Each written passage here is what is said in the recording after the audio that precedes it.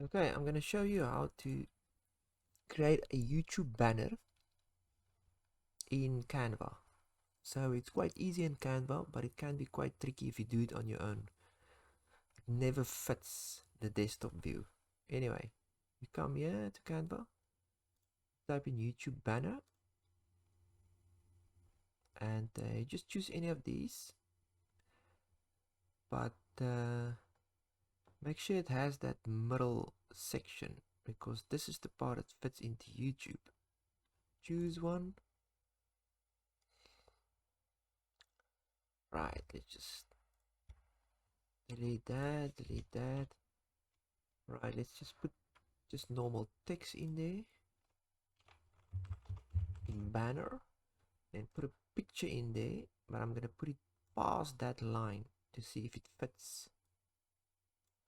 Right, let's download it.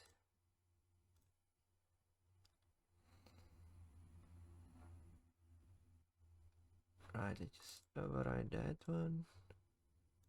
Go to my channel, change the banner. As you can see, there's a desktop view, so it will go past that line, same as in Canva, that line. So that makes things much easier.